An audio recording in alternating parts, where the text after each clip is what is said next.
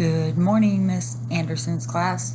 I picked out one of the new books we have in the library for our next third grade book, and I hope you're going to like it. It's called The Sisters Grimm, The Unusual Suspects.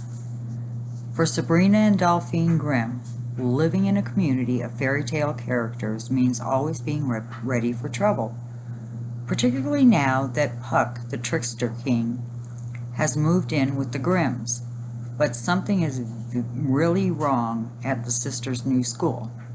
The adults seem too grumpy, the kids seem too sleepy, and the gym teacher likes dodgeball way too much.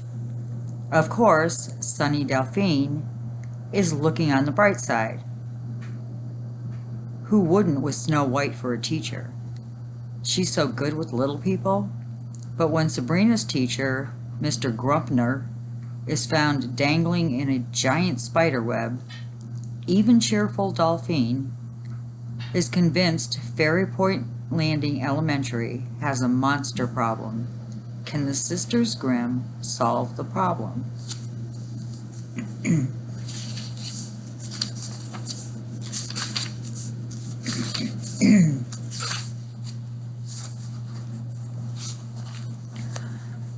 Sabrina scrambled through the darkness, armed with a shovel and using the cold stone walls as a guide. Each step was a challenge to her balance and senses. She scrambled over jagged rocks and accidentally kicked over an abandoned tool, sending its clanging echoes off the tunnel walls. Whatever was waiting for her in the tunnel knew she was coming. Unfortunately, she couldn't turn back. Her family was somewhere in the twisted maze, and no one else could help them. Sabrina prayed they were still all alive. The tunnel made a sharp turn, and around the corner, Sabrina spotted a distant flickering light. She quickened her pace, and soon the tunnel opened into an enormous cave, carved out of the bedrock of Fairyport Landing. Torches mounted on the cave walls gave the room a dull light, not strong enough to dissolve the black shadows in every corner. Sabrina scanned the cave. A few old buckets and a couple of shovels leaned against a crumbling wall. She started to retrace her steps when something hit her squarely in the back. She fell hard on her shoulder, dropping her shovel. Searing pain swam through her veins, followed by throbbing ache. She could still move her fingers, but Sabrina knew her arm was broken. She screamed, but her cries were drowned out by an odd clicking and hissing sound. As she crawled to her feet, Sabrina grabbed the shovel and swung it around threateningly, searching the room for her attacker.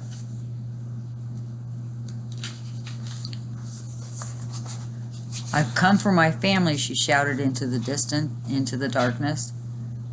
Her voice boomed back at her from all sides of the rocky room. Again, she heard clicking and hissing, followed by a cold, arrogant chuckle. A long, spindly leg struck out from the shadows, narrowly missing Sabrina's head. It slammed against the wall behind the girl, pulverizing the stone into dust. Sabrina lifted her heavy shovel and swung wildly at the leg, sinking the sharp edge deep into the monster's flesh. Shriek of agony echoed through the cavern.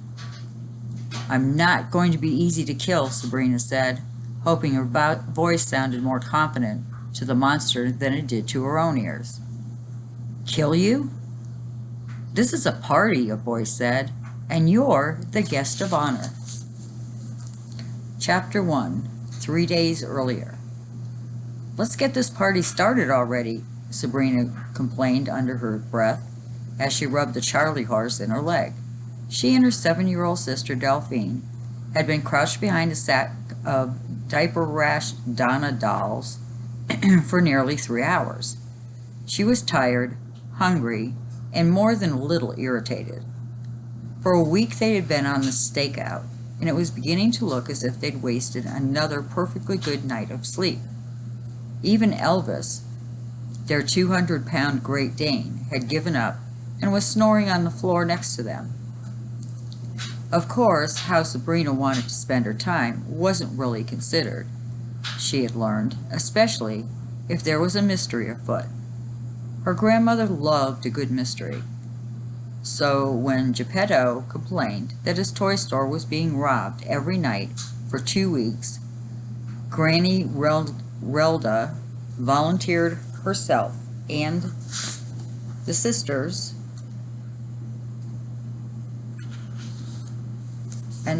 Grimm to help the police catch the crooks. Sabrina wondered what an old woman, 2 kids, and a sleepy dog could do that the expensive security cameras and motion detectors the old man had installed couldn't.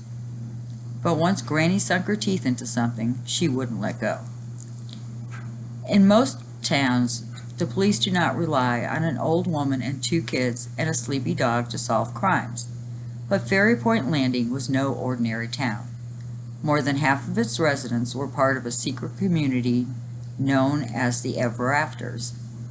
Ever Afters were actually fairy tale characters who had fled Europe to escape persecution. Settling in the little river town almost 200 years ago, they now used magical disguises to live and worked alongside their normal neighbors. Ogres worked in the post office, witches ran the 24-hour diner, and the town mayor was the legendary Prince Charming. The humans were none the wiser, except the Grimms. A fantastic and thrilling as it sounded to live among fairy tale characters, it wasn't a dream come true for Sabrina Grimm. Being the last in a long line of Grimms, descended from the famous Brother Grimms, she and her sister had had the family responsibility of keeping the peace between the Ever Afters and the humans thrust upon them no less than 3 weeks ago. It wasn't an easy job. Most Ever Afters saw the Grimms as the bane of their existence. A 2-century-old magical curse had trapped the Ever Afters in Fairy Point Landing for all of eternity, and the girl's great-great-great-great-grandfather, Wilhelm, was responsible. Trying to prevent a war between the Ever Afters and the humans, Wilhelm had aligned himself with a powerful witch named Baba Yaga, and together they had cast a spell on the town. The Ever Afters' freedom could only be returned to them when the last Grimm had passed away, and so far the Grimms were alive and kicking. Yet even with that kind of baggage, Granny Relda had made a few genuine friends in the community. Sheriff Hampstead was one of those friends. The rotund policeman with the southern charm was actually one of the 3 not-so-little pigs. Lately, he had turned to the family for help with Fairyport Landing's unsolved cases. And here the Grimms were, legs cramped and all, waiting for someone or something to make a move.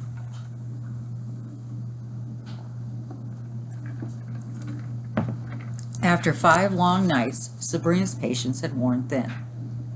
There were things she should have been doing, important things, that didn't involve hiding behind etch-a-sketches and cans of silly string, stacked miles high for the Christmas season. Sabrina reached into her pocket and pulled out a small flashlight. She flicked its switch, and a tiny focused beam illuminated a book sitting at her feet. She picked it up and started reading. She didn't get far. "Sabrina," Dolphine whispered, "what are you doing? You're going to give us away. Turn off the light." Sabrina grumbled, slammed the book closed, and set it aside. If the Jungle Book had held any clue to rescuing their parents, it would have to wait. Sabrina's little sister had taken to detective work the way a dog does to a slice of bologna. Like their grandmother, Dolphine loved every minute of it, the stakeouts, the long hours. She was a natural and took her new job quite seriously. Suddenly, there was a rustling around the room. Sabrina quickly shut off her flashlight and peered over the stack of dolls. Something was moving near a display for a hot holiday toy, Don't Tickle the Tiger. Delphine poked her head up and looked around. "Do you see anything?" the little girl whispered. "No, but it's coming from that direction," Sabrina whispered back. "Wake up Sleepy and see if he can smell anything." Delphine shook Elvis until he staggered to his feet.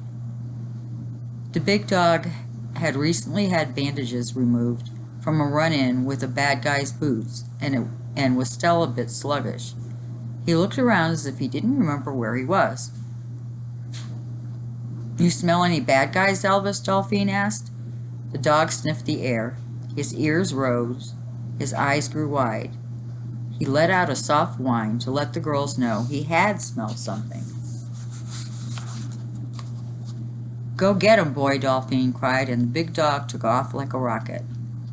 Unfortunately, that's when Sabrina realized Elvis's leash had wrapped itself around her foot. As the dog howled wildly and tore through the store, the girl was dragged behind him, knocking over stacks of board games, sending balls bouncing in all directions. They emptied boxes of puzzle pieces and sent an army of slinkies slinking across the floor. Sabrina struggled to grab the leash, but every time she got close to freeing herself, the dog took a wild turn and sent her skidding. "Turn on the lights," Delphine shouted. "Hey, let me go," a voice cried out. "What's the big idea?" another one shouted. Elvis circled back. Sabrina slid into a pile of what felt like sticky leaves. Some clung to her arms and legs, and one glued itself to her forehead. When the lights finally came on, Elvis stopped, stood over Sabrina, and barked. The girl was up and then looked down at herself. There she was, in the center of Geppetto's toy store, covered with sticky glue mousetraps, each of which held a tiny man, no more than a couple inches high, stuck quick to the glue. Lilliputians. "I knew it!" Granny Zelda said, appearing from around a stack of action figures. The old woman, dressed in a bright blue dress and a matching hat with a sunflower sewn on it, had the nerve to laugh. When Sabrina scowled at her, she tried to stop but couldn't. "Oh," she giggled in her German accent. Delphine rushed over and tried to pull one of the traps off of Sabrina's shirt, but found it stuck tight to her sister, as there were dozens or so of them. "Who is the sick psycho that came up with this idea?" one of them shouted indignantly. Granny leaned down to him and smiled. "Don't worry, a little vegetable oil, and we'll have you free in no time." "But I'm afraid you're under arrest," Sheriff Hampstead said as he stepped out from behind a stack of footballs. His puffy pink face beamed proudly as he tugged his trousers up over his massive belly. The sheriff was always fighting his sinking slacks. They groaned and complained as the sheriff went to work yanking the sticky straps off of Sabrina's clothes. "You have the right to remain silent," he said. "Anything you say can and will be used against you in a court of law." "Ouch," said Sabrina, as the sheriff tugged the glue trap from her forehead.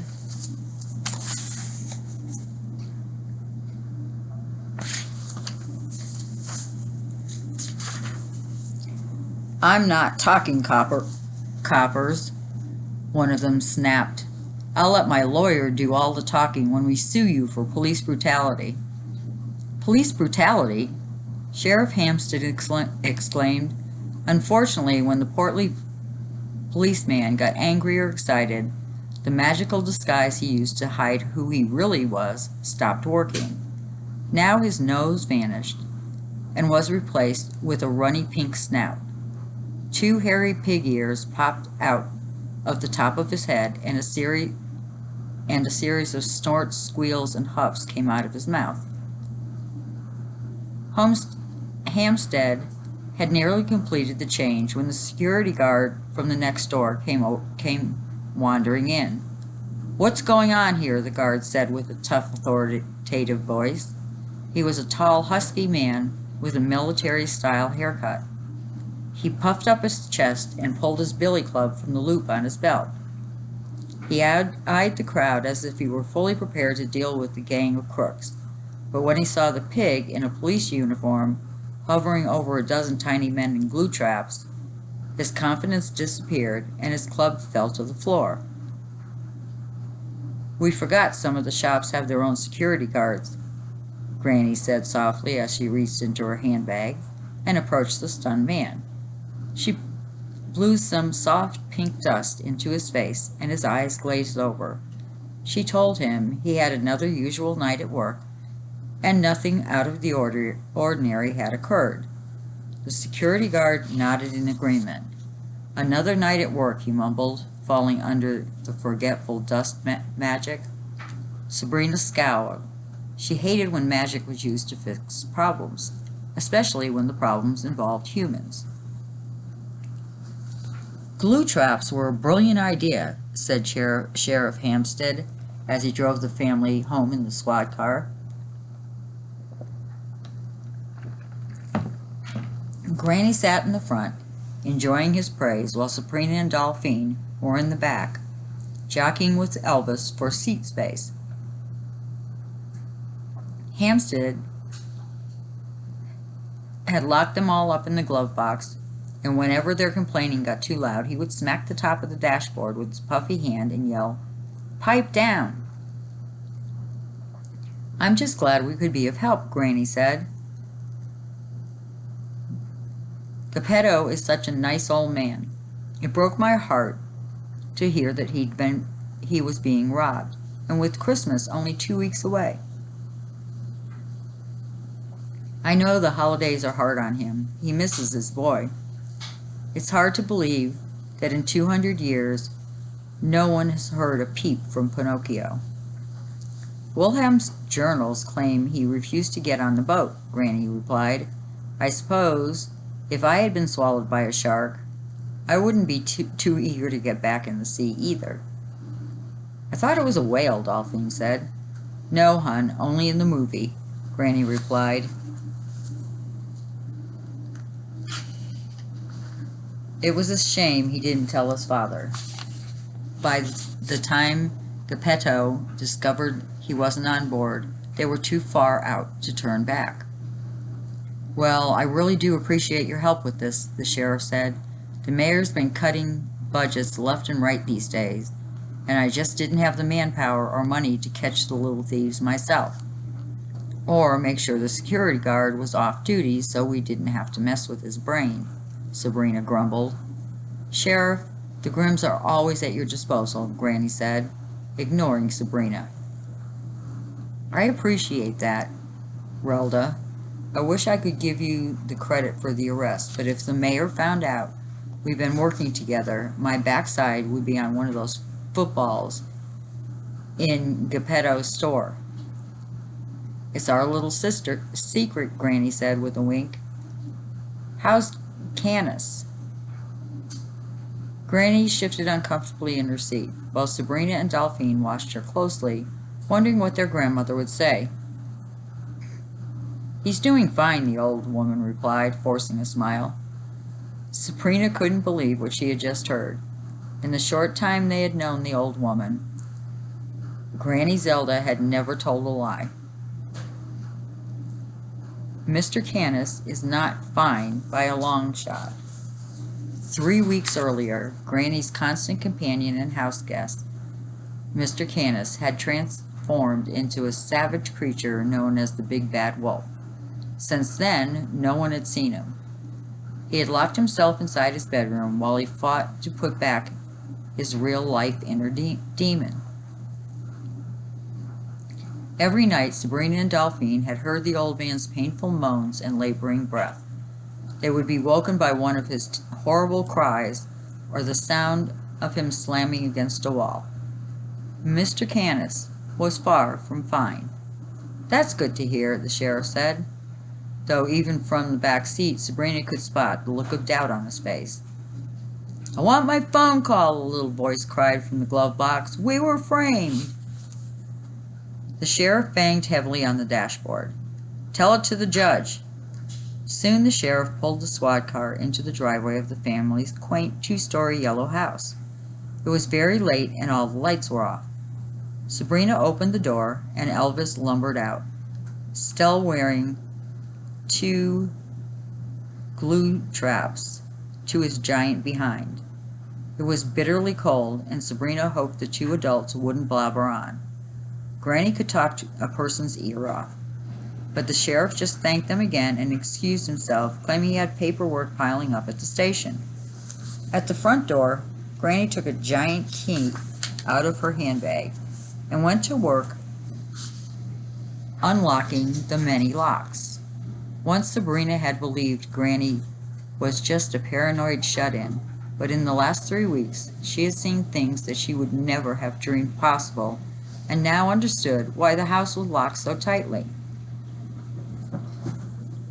Granny knocked on the door 3 times and announced to the house that the family was home, making the last magical lock slide open and the door swing open.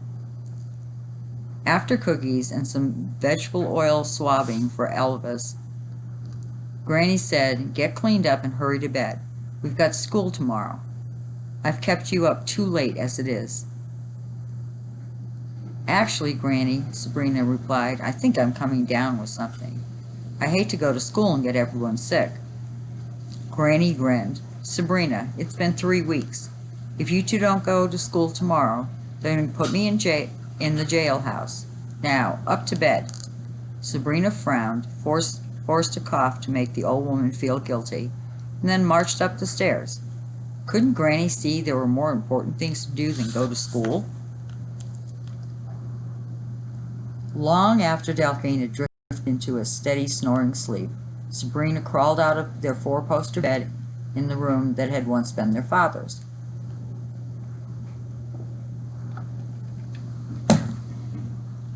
His model airplane still hung from the ceiling, and the old catcher's mitt rested on his desk. She knelt down on her hands and knees and pulled several dusty books and a key ring out from under the bed before climbing to her feet again and creeping silently into the hallway. Sabrina was Sabrina was very good at creeping. In fact, she'd have said she was an expert. A year and a half in and out of an orphanage and foster homes had taught her how to step lightly on hardwood floors and avoid creaky beams. In the past, she had used these skills to escape from one bad situation after another. In 18 months, the sisters Grimm had run away from more than a dozen foster families. Some of the families had used them as personal servants, while others expected them to be punching bags for their own obnoxious children. These days, the girls didn't want to run away. Granny Relda had given them a home, but being sneaky still had its advantages, especially when Sabrina was doing something she knew her grandmother would disapprove of. When Sabrina reached the door at the top of the steps, she sorted through her own growing collection of keys and found the long black brass key that fitted. Once it was unlocked, she took a quick look around to make sure no one was watching, and then she stepped inside. The room was empty except for a full-length mirror that hung on the far wall. A single window allowed enough moonlight into the room for Sabrina to see by. She stepped up to the mirror, and her reflection appeared. Her long blonde hair and blue eyes glowed in the ghostly, milky blue. But Sabrina wasn't here to admire herself. Instead, she did what most people would think was impossible. She walked directly into the glass and disappeared. The mirror was actually a doorway that led to an immense room Sabrina knew as the Hall of Wonders. In many ways, it reminded Sabrina of the Grand Central Station in New York City, with its incredibly long, barrel-vaulted ceiling supported by towering marble columns. There were literally thousands of arched doorways on either side of the hall. Each doorway was labeled with a little brass plaque that revealed what was behind it. Talking plants, giant living chess pieces, Babe, the blue ox, and 1,000 more impossibly interesting magical items and creatures, all collected by the Grimms for safekeeping. Granny called it the world's biggest walk-in closet. Sabrina had started to see it as her only hope. She scanned the halls and spotted a lonely figure sitting in a high-backed chair several yards away. She headed in his direction. "Mirror," the girl said to the short, squat man. "I think I've found something useful." Mirror, as he was called, was a balding man with deep, angular features and thick, full lips who lived inside the mirror. His face was the face that had proclaimed Snow White the fairest one of all, to the wicked queen. When he spotted Sabrina, he set a celebrity magazine he'd been reading down and got up from his chair. "I thought you'd given up on us," he said. "Grandy had us pretty busy," Sabrina explained, "so let's get started." "What? No hello? No how are you? How's the family?" the little man complained. "Sorry, Mirror, I don't have a lot of time." "Apologies accepted. So, kiddo, what's on the agenda tonight?" "I found this thing in Burton's translation of the Arabian Night," Sabrina said, opening one of her books and handing it to Mirror. He didn't even bother to look at the page. "Listen, Blondie, I assure you, if we had a gingy lamp, I'd have a lot more hair on my head, and we'd all be living in Hawaii. Sweetums, don't you think that if your grandmother had access to that kind of power, your parents would have already been found?" Sabrina frowned. She would spend the whole day researching ways to rescue her parents from the kidnappers, and every night Mirror would shoot her ideas down one by one. "Fine," Sabrina replied, handing Mirror another book she had opened. "What about this?" Mirror looked down at the book, flipped it to view its cover, and smiled. L. Frank Baum. Follow me, little cowpoke. I think we might just have that one in stock. Okay, we're going to stop here. Let me know if you think you're going to like this book.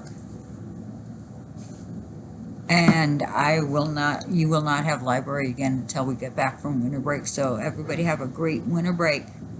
Bye.